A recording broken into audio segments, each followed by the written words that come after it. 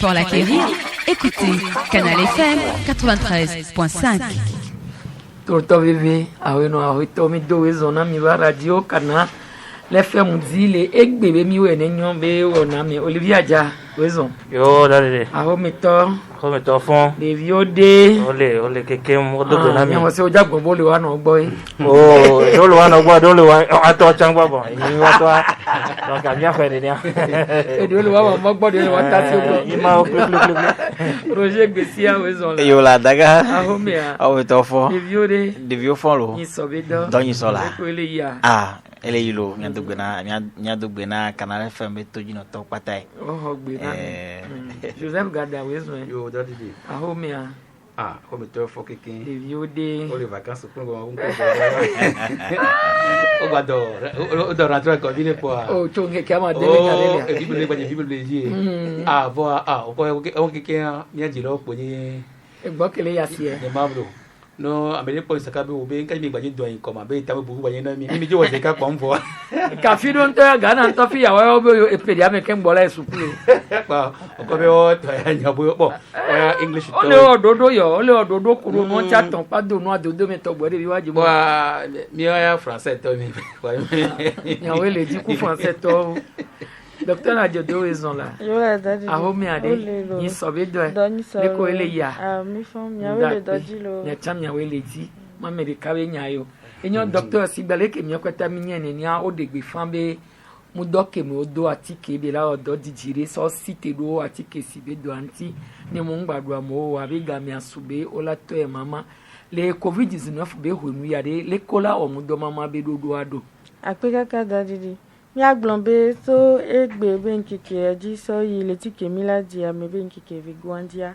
Mi ya ma mudola to eko me aho me village me afisi afi mudo ko milado elate elana pero mi antibe mi awa kudo ajike sibe dolele antia le nu awo me mi le globe mi les an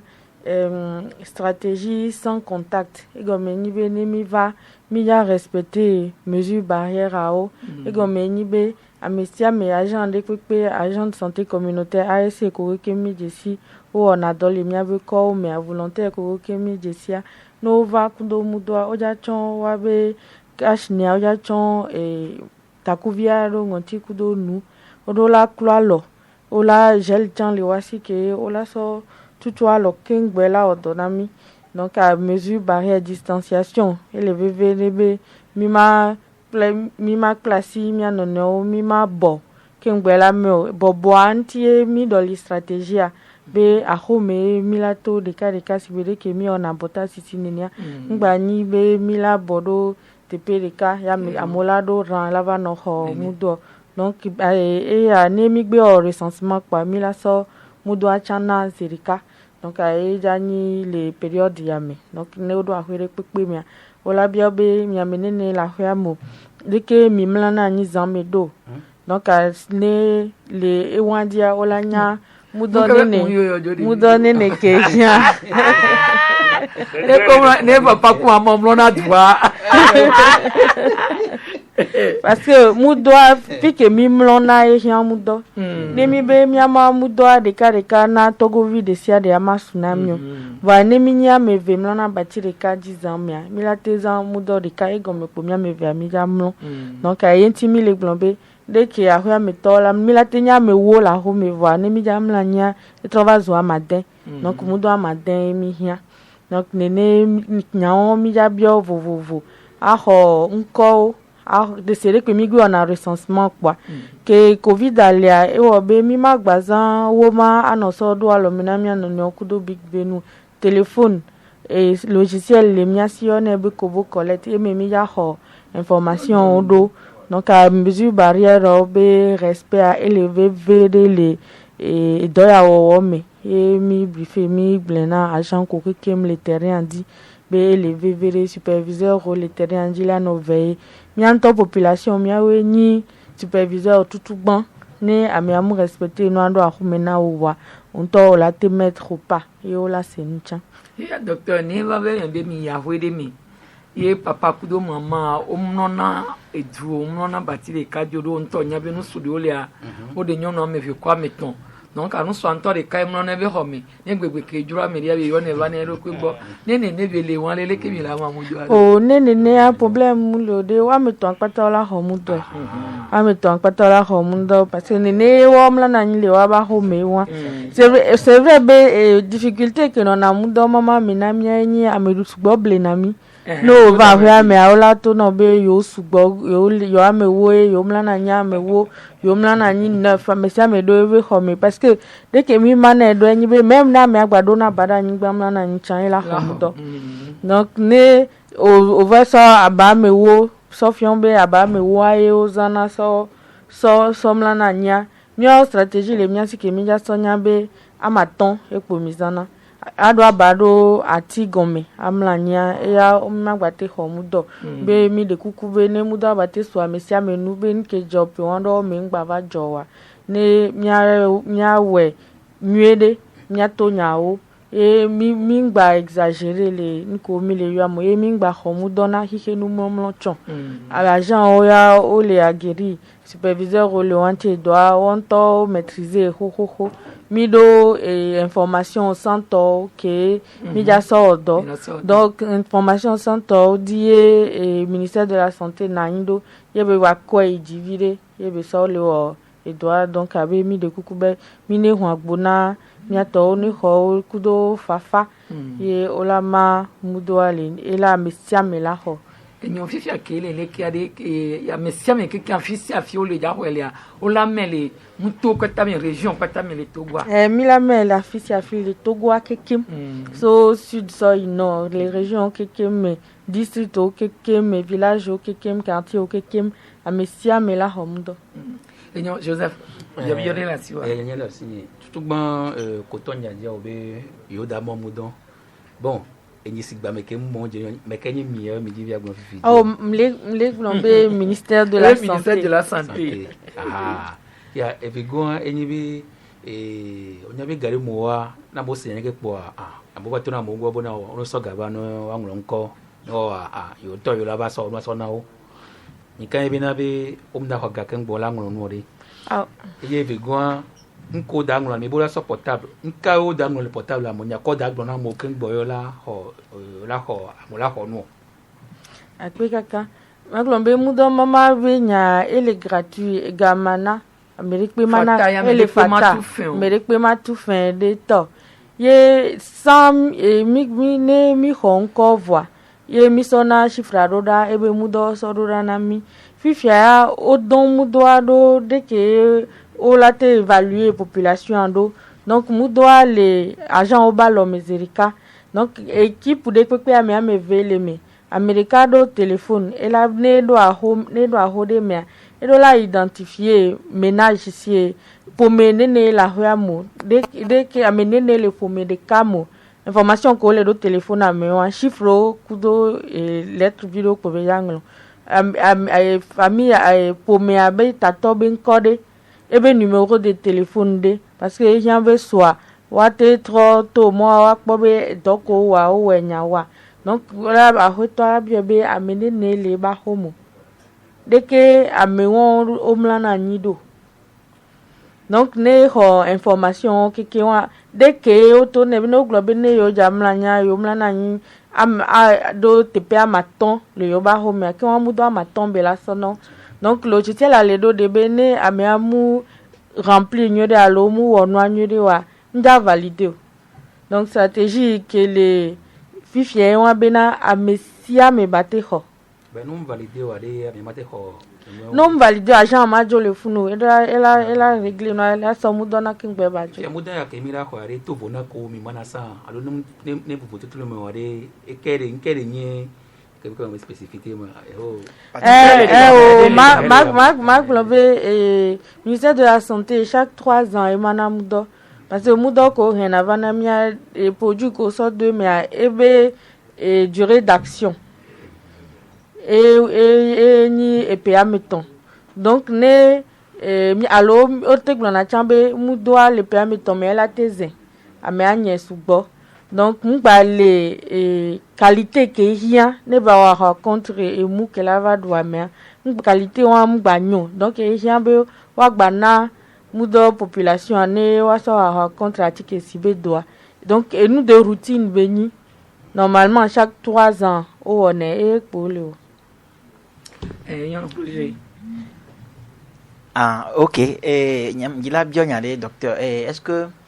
mi nyane ministère de la santé ade mi wa compte avec pobiri amene ne atike siaou na le Togo chaque année ma wa compte mi on est gasiagame ne nyabe konudi donc système d'information sanitaire c'est-à-dire mon délai que mi so hona enyaso kondio kekengbo amoko va kondi na mi so atike sibe no ntia mi la nyabe le Togo atike si wa pankoya umtuna fende nu donc me nyibe no va no la wo alors vive tesa no ne lia o matufen ne no po atike sinawa atike le la no donc information registre le miasi no va o la nglo information kekemde me donc o sona information yo atike mi gan ho tan do de vieux mesiami Negbenyi palu kwa c'est gratuit. C'est gratuit. Na tiki agbele ameasi benyi centre de distribution kwa. Ola non. Et fifia ne information ye statisticien o travailler na. Donc ne doit aller kwa minyana ne doit aller didia minyana. Donc stratégie ko on so dare be wa no na tiki wa no mamu do chaque 3 ans. Ele obe atiki sibe do les didi le Togo. Ojiji na de ke agbeto kunado ho atike silate wu amedo fan alo atike silate obe amegbeto magbate odo donc ojiji na enu kekem no ko pobe atike stratégie ko les amphiphiales na be edwale didi le Togo ye obe o gba le yi stratégie adi enyo enya vegan ki magwa biare soka ga keme atike sibe nya le don pour le Togo alo Africa bihola ikpebe mudon bonyi nveve keye jirudu amana honeso wemes gbo ibe mana na dukom vio be ma biobere nuke oye mudon polate mala so titero do anti oyo mate a de susu la onugbo si ebe le konji pa me par exemple la mi pona be mu gbaduna mo dono le konji pa me voilà konji pa me te pere keye ke ami ale dova e susu be ne va konji ya ila ola traiter la gan nka o mate woro de ano désinfecter et konji pa o me ale be na mu e dono ko le funu mu ngba no duo wa gba no kwa tike si aso no pe doke o so voma akpe keke mi be nyajo o ma so do le de ikondi agba va hobu va mi nya be nke mi ona be assainissement le mi agbo le fia npodo niveau ke belado ye ne o ikondia o magba hodo le gbo maglombe ese benyi be odolado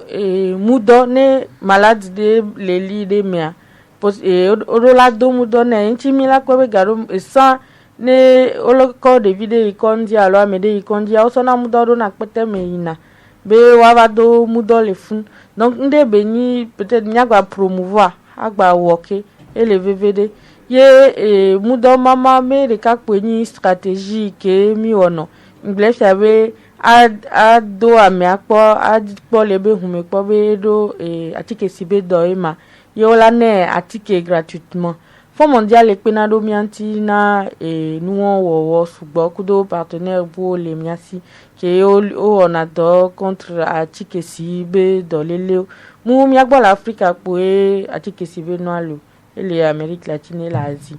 Donc nous stratégie o le gbangban zankemi on a mudo chani stratégie rika et anina et nous mi on a ces campagnes nene donc peut-être beye wo be ezena gande sawu stratégie kotio kemi on a Olivier enyani bogota nyani no binyo bia baba jibe manya bere ameko le na mudo ade de ko do la zendo e gomeni be nko nenza mudo examen vo ne fon e njave dadware e donyo yo mle odonyo dware eso yin mate be obe voilà donc si mon na me gbo o minatan mate so do aso mudo so do fe donc dès que mi conseil que mi lena mi kenyi da mi o kenyi edo dada o alo pêcheur o akpe kaka mi fe question jochina mto eleve vere be mi akpata mi anya be atike si be doa ewa me o corona ewa me o sida yentie ole hwa dentiro yentie government a sokto ministère de la santé dia ole ma mudona mi population egbe donc mudon wa ne mi hwa mi de kuku amesia meni jagbagba ba mlongon mene mu de ba swe asove dado alo la so jardin alo aso protéger plante kebe do abe gbon baba do amakpane wa awo meyentio mudo ale bena miamlongon mene donc mi ocha mi ano pere mi anti mi ano glen les sensibilisation mais eni communiquer mi le wa ni nya mi glonan dans chaque maison information be ni mi nana be mudo la mlongon mene yo la le bene amoko les fragiles et funo de vifion ko mpodo 5 amega koko e hia bena wa no mlon mudo gomme la fisi afiko lia enyo docteur kafla dale ma mjire ma bio do ma he enya ke ma bia mdo lien alo mdo kadodoku e docteur java va ma bien enyinko eglon zare ave atike si le wa me o corona et ça veut dire les Africains mi avait millions mi amegbeto millions et atike si buna maso ko enyako blanc maso vitikule pe no buena inyaji obe 2017 mais un rapport que de OMS de toi 435 000 morts en Afrique non dans le monde il y a 435 000 agbeto 435 000 atike si aou 92% de ce chiffre est sur Africa Africa est mudu na meleso et puis pour gbogbo to ke quantifier 8% pour les ti et continent côté homme ka corona les Africa un po wa meso ikaka 100 000 tochon bon va mi po be corona na be hihia ke ken ku d'Africa ve tuo pata otote et bloquer nous pour la captivité et le Togo vifi a mi avait université les dit atike olo odo 100 millions de mais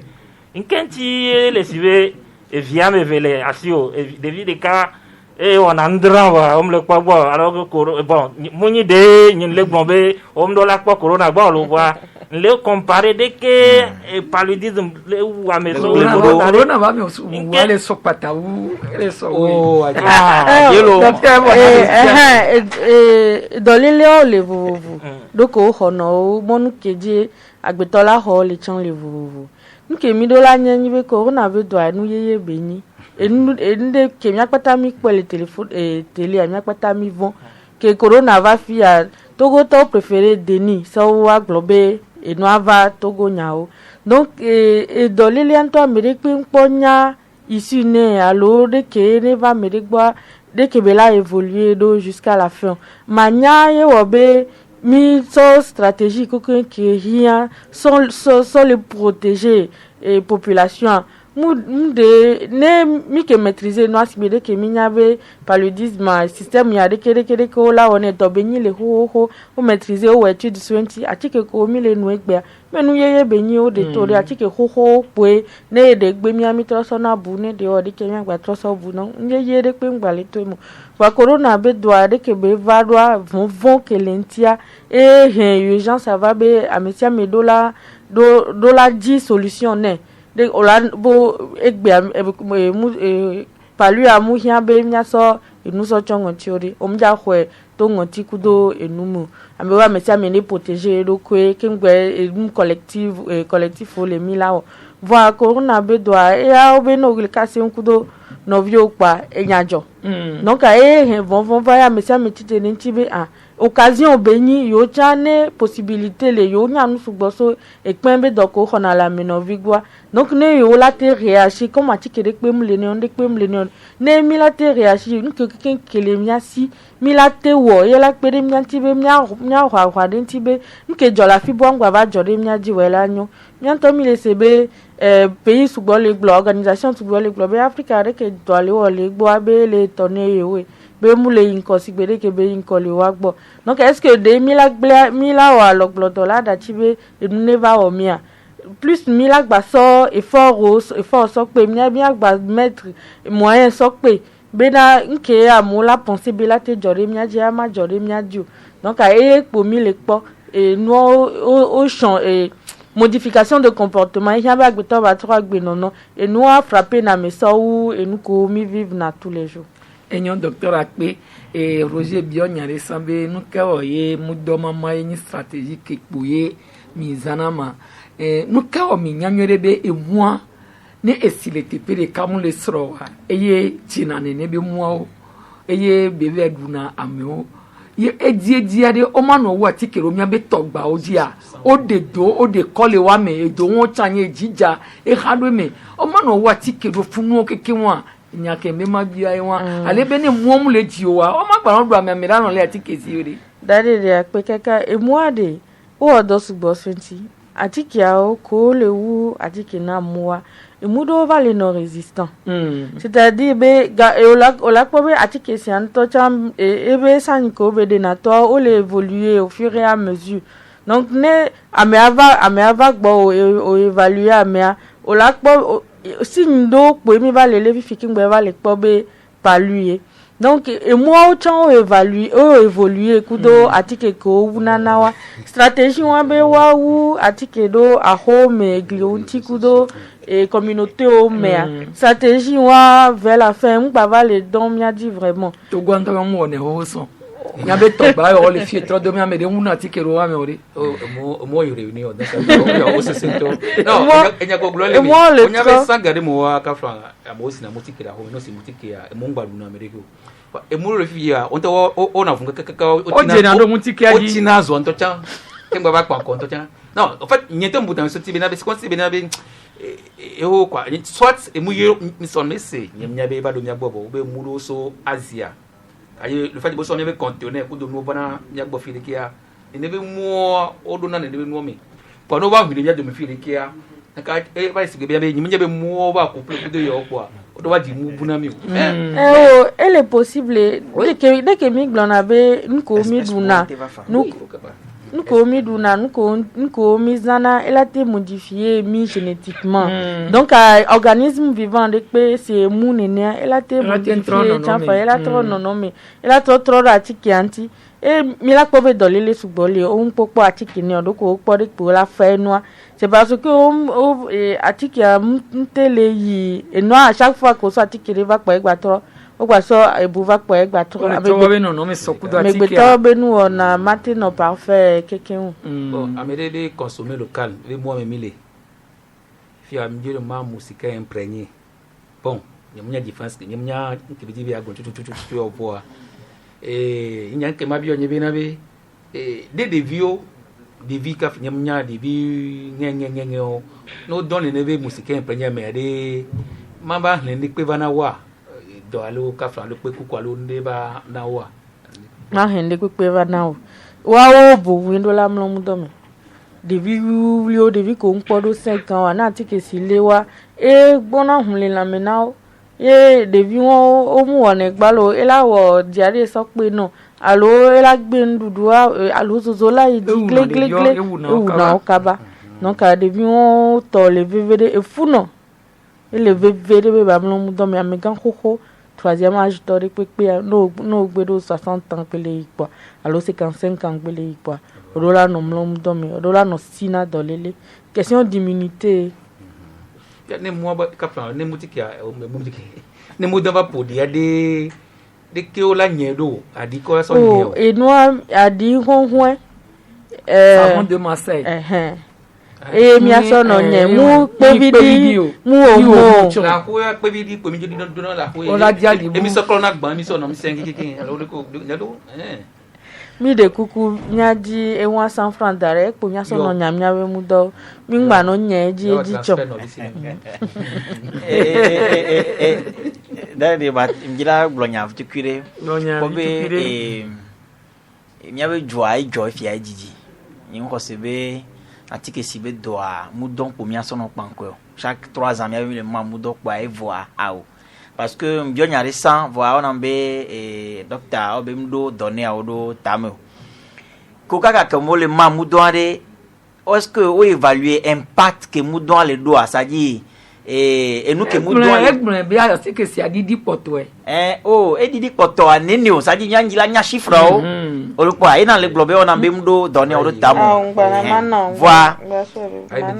en des cas que poto de si anyibe le conduit pas au mea le poto me le conduit pas boboro mea moudouan on a bâti lo ontio. Non, blanc là, on va me couvrir sans ojajo fin sojo. Nkenti tu habe konji o fi wanto kele ma mudoa fi habe konji wa mudoma na bati o mo fi ya emula no du dono ko le funu amula no duwe bebe vio chan emula gbaro duwo docteur gbare fi be yo mana yo una tike san bon va le don yo nyang po be nyawa bon convaincre nyon o mu na tike do normalement alors le setinois konji ya o moya o no wa tike alebe emu ngano do amele konji o do bebe vichan le konji dono que les vulnérables les fragiles ja le konji ne mudu ya tike si le funwa madu kuku watamnyo ala te kufanjiro onya ke ngba pona nyebe konji le egbejo trodo epa e konji pa ntochan e konji pa ntochan egbe ole wa be mu godo o godo gota do le anu film le wanu le to ko pa me fi ko na dialyse ayi fun gbe do me na ko e ti won me won to gba jina le ya le me zam le fun bo amia de kuku na fio habe ngbanyi be mu don mama e peton po a evo on e jagbade on o wati ke kudo wa zan stratégie buka flan professeur me dit ya wa ke ntonyi ministre de la santé a me gambe ni le santé bakpaje e ho da sedi gbalo alo diplôme ganga ole santé bakpaje nke o mate do adanwa dodo ko la so panko atike sibe dogbalo gbalo e be to mu don po la no mana du comme vieux peton vive non ko jibe wa so pe o nto na proposition de o ye nglosa bo wa atike odo o mu e konti pa o me kudo enu ya le ko yone ma kodo me o lo pe da vivia e le bebere donc enu ko ma cha gbale bebere atike ko la no mana dono ko le na palue enu a donc tale blo fije yo mana atike voka kia o la po amole na palue a dalede do bieje na vécoration pratique nti okuna lo on est jagbade wa étude sociologique wa so pora binade le yo so na inside le we o so do na oh dalede le lo te wa ola o to ji so le 10 ya la nke di magbonye be na be opo de santé ba paye la okudo paludisme nti la opo kemiti opo kemiti tele coronavirus 20 et docteur ovana pour un peu de noir nke yam diwa c'est sensibilisation nyebe koko be na be no gamola mamudon et voilà au sensibilisation de temps en temps ministère so do no mamudon avoir ko la zin do ko la sonné a o mo ya wa no we ni ministère le mi no tite ba ba ba dobire ke tre do polo be nya do ai na isorale docteur amede ma bi jagban mi glone mudoade mi manele kondie ne efuna vaya da fututu gban mi mane ne ojawa si abotana vi opcg kemi glona o hone nous quand nous va dire on donne amudo sensibilisation aya mi on négocier gamme funo de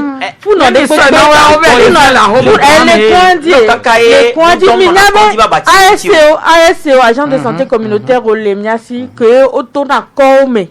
on a sensibilisation ne on a test anamo on a na wachikia on est donc mi mate globe mu dok poni stratégie gouvernementale le ni be o mamudo alo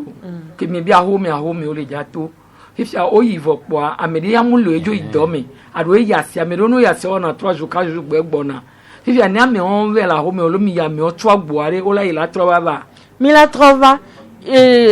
période ko so 12 jours les 12 jours à week-end dame vele samedi dimanche amoko ina dome samedi dimanche a o nona home mi la trova wa gboya pe nous que mi le wa mi kwa be le abota système a mi marqué na ho et ya ménage o mi le marqué donc ne mi do a ho de me mi te po a ho ya mi to keke mti wa mi la trova garo monto cha mi la bio numéro be mi de kuku a ho to ya mi do ebe numéro a ne mi ayo ne na mi rendez-vous mi la trova a me tia me be droit e ni be ba ho mu do stratégie o le mille osugbo assainissement et ni problème que mille blef avait et les obé et moi le dit c'est vrai eni endele ki America matewo fifi ke commune o vanamia mia de kukuna commune mero kudo ambe ntimo be one aseni million na mi one pere mianti be de ke milawo ye hygiène la nani le mia be communauté o me mi ma emu ma gbava no di ne mia no pe fo e chanyi ndeka donc ASC ole ne nyocha journaliste o mi be wa pere mianti mia gba sensibilisation dia sinon du lundi au dimanche à Melete ne pas lui dire be lui kaele Johannes Seigneur be alors presse les sensibilisations il y avait subo e ko mi ofata va ya subo mi ma gba o de pe fata no le maga waja gba no do go na ka do to ja no do mu vida gramina yo che gramina ne po ko wa ma na gba fata mi ngba no ve mi be mi le odo e duale yin tu me bio pe la odo la do wa no ga do go mo Olivier nya ke ma so pe ni bere nya o be mi la tema mudon imprégné kudo stratégie que voir mi akpo de ke judo le we o te douawa le paludisme dia amedoa e judo me viano yi ma kwa se paludisme encore maso kaka va be don tian ko o una atike do to kudo retenu do kunu me e una lenvia kengbo e wan tocha ogba do équipe wa seni o katio enu enabe egake olazan aso pratique alors aso plemudon ava normal et quand on sort na noa quoi e gba dona waji parce que amener ne keye doauna e didina e agbewa autres nsena e doa yo so na donc Milan no so mili ya so no do enorme peut-être à Milan bon e bebe mi togo nte de gars ve voilà OMS allo et ONU allo amede peremianti mais voilà te gawano so na mi bi ogo mi gbado e besoin be mi so nu bua ngo sebe e la gba do mi adi so e dokolo wa enyo mi posi pe na wa mi be no gba di monubu aso wa contre c'est Christian enyo docteur ole gno zanle alo mi le gno bia me ko ona do tu na fe no nyanya kakando to ya to ya fata ile na economy do voilà e godo mecha ne agent de santé on a me on di sayo odoa o mtu na fe no da me wenu le pode me ke ya abota sisi benya va yini so a me ko odo ka kudo bia me se de santé npopo wa gbore ndadia oh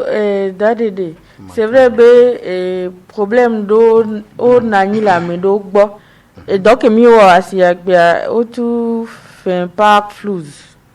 donc ne numéro wa ebe do problème a funuye ola to la batingbele sinon mi aglobe amodo le on peut toucher donc o wa bega va amegbogo to wa o tu fait nao et Fonds mondial be donc be ona ento sona nkuvi pone donc ento bleu kwa wachon ola hoato donc agent de santé communautaire roi bénévole yoni donc volontaire oni obe appeler population anti nkaki ola di nuvi dog ye wo ben ko la dina wa ma zin milakpobe ame awodo gagner nous voilà volontariat benwe wo be ne tire mo tan majowa wo fi tukui mo tan majowa mo de futoa abinti kamyala bukem gbela tendi sara o nwade ma ni lo dia eja egbekeme o dade abinti a ye be on se abinti o a ebo no fuma roger ni le gbombe sukulu bi o le jato sukulu di nous le setino a witrike mi la bien ki voit diangbe bi ro lani kakia le godo de keye o va o bakudo sukulu be do table hawa du don no to ye ke va fifi a weto kokoro ko do ejesi ona mbale ko ona wa be strategie o le sukulu koko ipia diwe ya zen le fie be so we trabe ke voit bien di kakana we trenge ke gbangbea ti chao kwa me ko patagbe dora no sukulu be nya won me po o la sukulu poji we jira pa me do a ododo ko la te won dari akin bo we trike mi la jebe nke fe gwangbe po sukulu viola yi o po be jidu do ale gbe soso fifi e de viola sukulu le to gwa o ne mia globe jidu ale gbe soso nya to nya wa ao jiru amle gbe sosio nya to nya nyao do leke wanto gbledo be yola weya eya yola te tu ho yola te tu agbado yola tabao alebe school vio mo no sugbole ano pele school ho mo wa gboro vio to school ya yin ko se bo we o mu we chon no di sa ola po be o ma pa agbado pe la fi de gbogbo le school pare gbogbo mo o mu tu ho yeye de o na je a wan to ni ba na konta e ko wole nti o ni ba gbole voi ni mi le globo un sogbo wa mi ma te sero wan ji ko la globe school ma teji school na teji mi to yin school na teji ni amesia me ba a do aboga be le mi ate wodo ye de viowa o ma ti asile coronavirus be nyamo do nglo gare me le fi ho me fi be togo ayi ni ju poto ke ja to school ji le wi mu abe ejume le date ke ji mi to school ji le o le blanc e du gbogbo to school ji bo le wi mu ame wa wala ko be le school be nyamo ya togo kudo wi mu a be joa o zonado alors de kaji amerla tweji considère de ka considère v ame vengon la tweji ni nu po one wi po no na duwe wa fifia mi a meeting bebo mi ma wa te globe fi o nigba adon ingbe domo o mu sogbo ya pe voa ngo se be oni tweji no tweji ya amesia me la te do aboga do enti o le yo ti choro be wa ya wa virgin ko le 26 nova dodo ko la nani se le o la gbono be an les matières ya me mi fion essentiel à ça dit nous veut ye ko mi afion de vio mi gba lo no kulina de vio ko alebe les meetings do ka na fifia nya te zon do ka ba ngo sebe nu anti obo ava jenkoro ke ngbo school vionto no ava to school ajilo d'accord Joseph dale de nke na nya di dopo ya ma gbo fifia be obe o sogbo ego be ya be ya nyem le ministre nyem le apete kokoro ko be klo ti manya be na be obe o sogbo mu sogbo mi nya be na be apata be nya ko gbon apeto afo de die gblen fifia ngbajo le ministre on ejo be ti afibu bo ke ye apete kokoro ko va ko be ya mu pe gbon nya ko so ne be nya apata be nya ti pa nya gbon nya ko apata be nya ko ngbale c'est ça ta continuité yo gbon na mi be le non et continuité wa proposition o se go me matema o proposition ko be o de nu nyi be wo tek be roji be même to kem wala to sukulu adia wala so une semaine wala di salaire radio ku télévision a wo campagne a de nu mena mo ke ken de to gwa gola to sukulu di déjà fi ke mi le fi est-ce que le batte on de no en tin globe na be etenye be proposition de cabinet wo ne o ma be ke apete ko ko ba fi dia e cha ko be a o de ke gamel fi dia o matema to apatamo o matema o no ke ngele ko si riko pour le moment stratégique ya mettre à Georgina Manyebe nabe et de gokudo sukulu be ha me de pepe central syndical et noir et syndicat privé to fondateur hostel school to amo kike on no plan de kanti et o lita tanti ya bien de kemina tema wodo ale be school a jegomea et soa libi ma no firiki alo no firiki o bon am kan be nabe apete ko ya e no yin e be po won to e de susua be awo ne la nyo ke judu agbo be yo la toji le 26 a ne la nyo yo atati 26 a yo to ti chawa yo to sko di yo apo ku he ko la te no anyi le dodo ko yo be to ti tere covid be nyanti o no to me sukulu ho de ka de 800 eleme we 30 fia obo 3 la te ma 30 fia om tu ho so pe ho wa obe de violento sukulu di boya ko ku he kela na nyima nyaware egomede ola merola no zingita me ya alo egumbe nyola fa benti so do men la fotimati david karodi et tu glon ça be déjà be ola ma no be wa 30 afiro oglo afiro wa 30 amelo te ba matin amelo te ba après midi fa neka dodo le bon ye mkanji be no to je school go me alo won to ko se de ka e yo po ku he ko le me que déjà le 2 a on avait se prépare des cas en conséquence déjà jam so se be na be le into me o to school yo bone ba so ke ba over school over the school ba ku do no me do ke se ka dare bo o ba la ba gbe ku do so ke ba ya ku de gbe la ba da school ka ku do ke wa ti wa ji gomi déjà jam ko be ne gbe na be o ke enyo ni amote no ju parce que do be enseignement secondaire primaire mi nya be dari de karana na futo ba ni déjà won to te no ju e yo to pe de gadia nyanglo be na be déjà sur 20 maintenant au moins 14 15 ya kumbo na kamia kan ye na be no je gome ya ke potea e kan ya ngbe potea e kan mia jilo gbe sa kamia jilo la pompo na mia be vi o nywede a honwo lekeye geste barrière de ke nu la do mi o la gbe na o ke ngono school la ni ti chochon o bo potea po nkan be la kan ne bi dali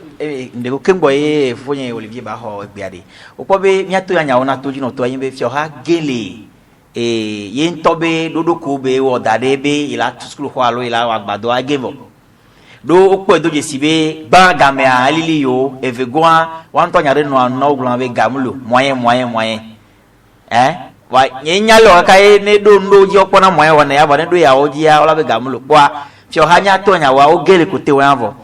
ende kakele nyi wa ba kpo nu egbe a ele nyi mezu barriero baveto ça dit kashne kodo jeloa ye de cap no de capé ko nyi oba kpo honu egbe ye won ti ko ye o doji do be de vioa iwa na wa to school aji no to school aji a jilao chichao school ji poto keke wa do aboga alebe wa no de vio nti be edoa ngba wa aba de vio wolo enyo Olivier o dade de mi a plon ko be Togo alo charan ko sogbe na rentrée ke gbanao voa miagba glonchave le hia me dure pe nko sogbo parce que coronavirus en avait miakeke le sive ahoeva tumi donc a meke ni miave nemi jamim gesio donc hia kwata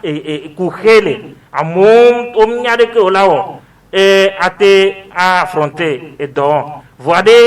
bien nive et nous entiers et miave vieux magba school et nous entiers mi magba odore pe le joamea et nous entiers mi va gboke ke la totea mi la do ntibe ao le Bénin le Côte d'Ivoire kuto ami pobe coronavirus le voit au rentrer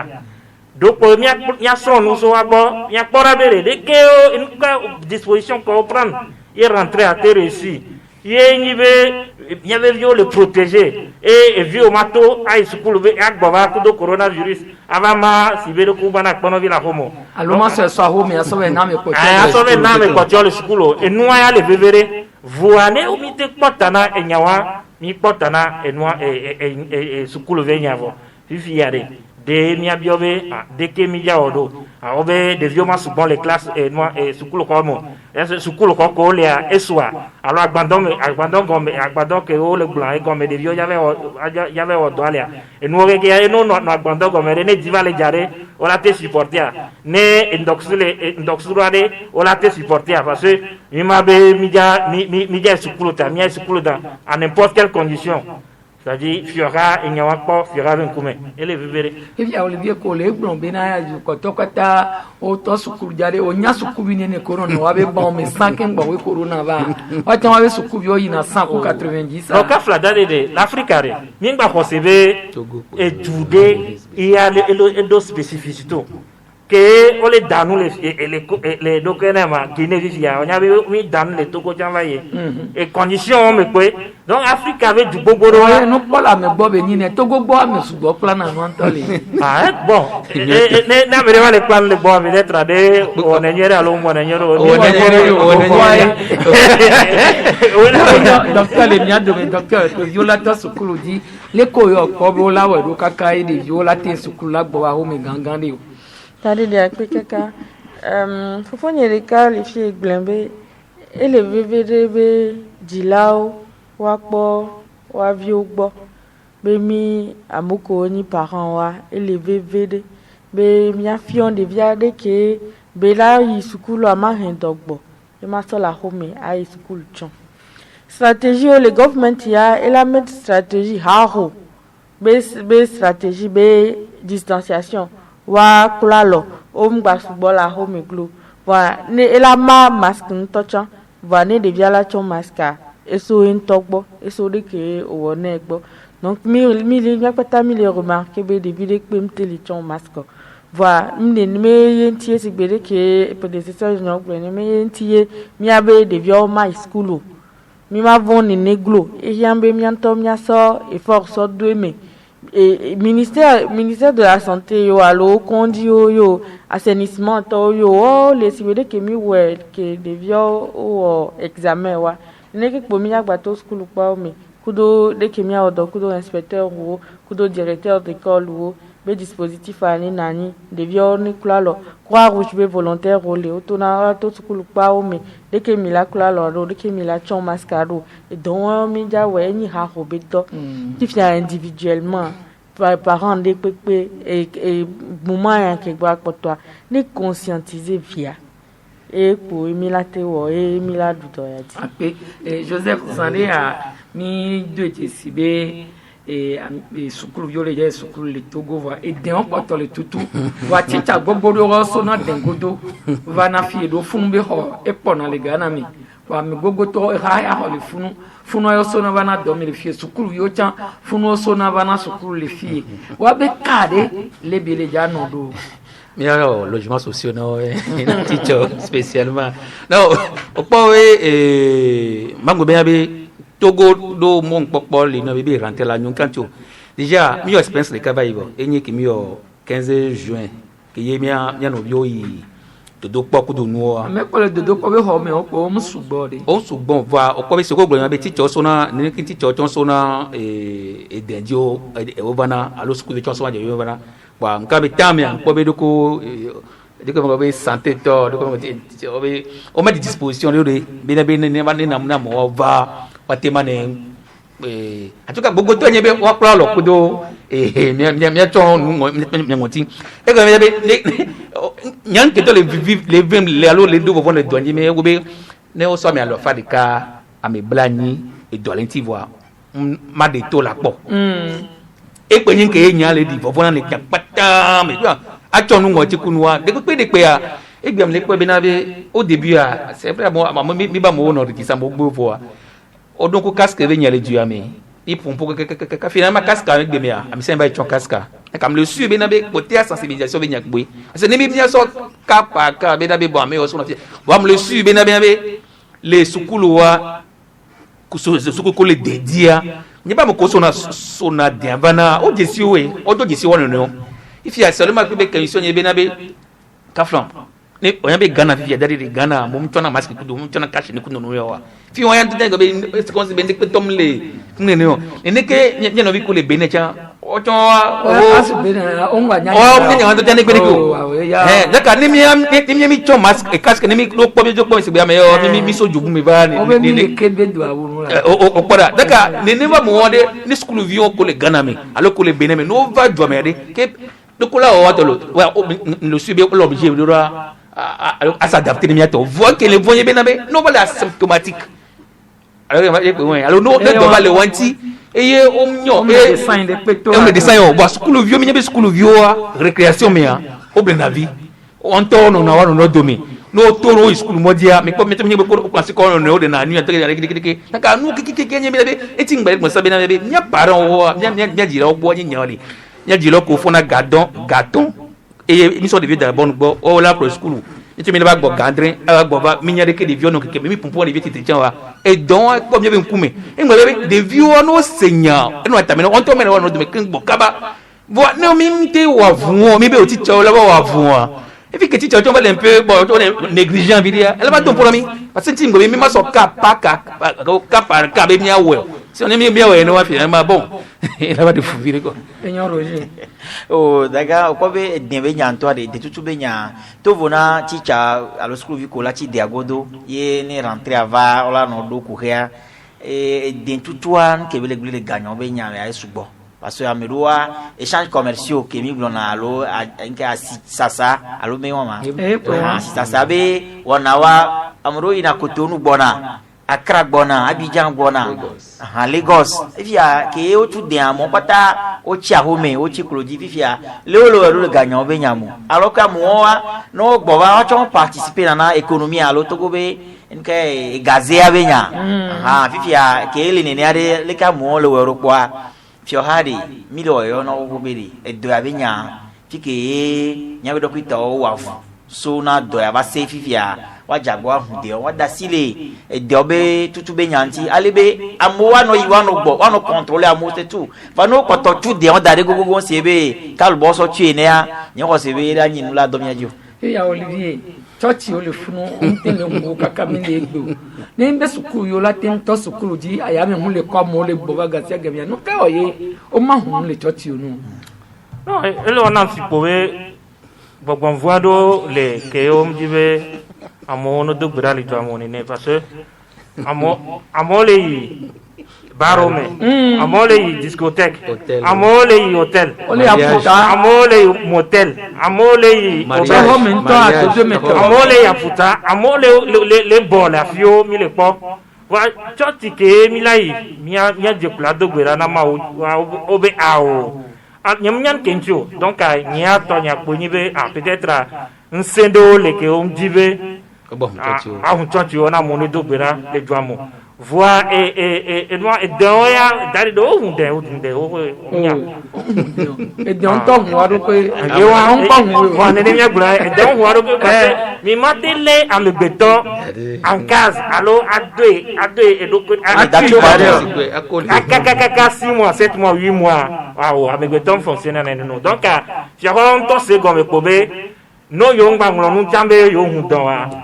mo ta si amole parce que si na mola ku adoku alors ka domto donc amole ile gboya e o tele wedo de voix e nyeto nyibe wa nglo no be bon e so gbe diare amone fifi a dispositif faut le que la tesan que na mere ja do Togo me on a bien on a pas et masque est-ce que masque là tu vois est-ce que on a fait assez difficile quoi on a te deux me fallo donc elle est véré enyo Joseph church o be hu maybe bobo foi de ngba mu church o bite ase e nyima ga te blon e to ko be ya e glom ne pataki kin parce que nyem ka gbo be le so ke ye o kin bola mu church wa mdon ku be ya pe to ku si glon be no hun church o yo de jesi be le church o be o mesure barrière ko le o so gbe ji pepe ya o yo bo hun ko to o la ko be le ni mi so baro ni mi so mariage ni mi so fikama ta ko me kunu ko ya church pa me ye ni ba mesure barrière to respecter to ni bablo ya gare mo ni mi church ya ngba fi ya church pa ma jo eno gendarmerie parce que kaka ore ko obe amenga omle jonyo no fi ko gona job pepe ogba même te teno joga to nsi an ki le respecter ko blim ne mi to o ni so be don gbale o pa da be yengba po me ko kura jo me se me jo c'est ça donc ça dit que be amour prendre conscience be na be et donc be yo to yo responsabilité o we e gbe mi to que presque to ko c'est bon if you no ken na que la empêcher be na be amejo respecter no pas rapport na noa et de que ma pas rapport na baro pas rapport na discothèque discothèque le ke me se me nya hon de kiro et fiancé o le gbe keye si la gbe we tro va di sa ya la hôtel de la paix va futa inda gbo fiancé o le gbe keye dale de ame se me nya be fiancé o me boîte de nuit le o le moto to ya o le contrôler mais on to nya fiancé o le bois et que se be le kan man le tu faut le do dale de ame o kan amanda zeka basona o gbe bu ngbale ma e ba ko le so amanda vo ba to le wa be do ame de be na be bando yito ke ko ya be ko to samedi tu no so ne zeka se ye da o do bando be la o do bando ji sa na mo kele no ame na mo to du courage lo eno wa you some ice be mr flu me na be pass on le bidi be de ke ya ba yi ro wa re o munya o wa yo to yo la mu se be ko mi ko be de to won no ko be chocho to la won le ko wa amora do me pa mr flu me be o la be de se bi turu wa do mo la kan les gabon am se be na be le 30 octobre la hun to ti de pepe ja se de ya bon jam ne satan be na be ken gbo mi la do le 2 peut-être benabe to wono la ode de benabe o la gbe wa kiki no enyo do church padu le asuku bi o ina asuku le pa won mi enyo docteur mi la po egbe nya ta ne nya de le toro to la le da si kuro mu doke mu do ti kiki o ya to mama na we egbe o le to dia lo egbe mi to pe kaka ma plombe mi gbava mi jagbava do population abe mi jagbado mi ba home mi do population ba amo be donc pro amo be fiko nona e coronavirus be do ya mi glona be le vvd be mi ma gugu mi anono mi ma gba no yi mi anono gbo kaba enu amu donc a mesure barrière be noawa be mi do ete be mi la wodo odi donc ne edele amedele ke po be enu amu le wo wa ne café no via ni nani banya ba ela trono asawo yemi de goku ba moko kin la ba khome na mi no ko kudo jijwe e nyako la bio mi ne do ntino ga me do ko ja wa ela ino ka ba bela inwede trop vivre awe no awe to mi da pe ne mi no kudo mi le egbebe mi we ni nyon be wona mi da pe docteur Ajodo qui va pour le ministère de la santé be ni comme Joseph Gada économie et développement et Olivier Adja Afrique Presse Allo quoi Arakiri Roger Bessia into Teresa de Masonya Holede Michel Tomenga Kudo Kiki Susa ono modando Piacheruta Kutala na mi la trose ona ya les 3w.canalfm.com dit egbale YouTube dit bye.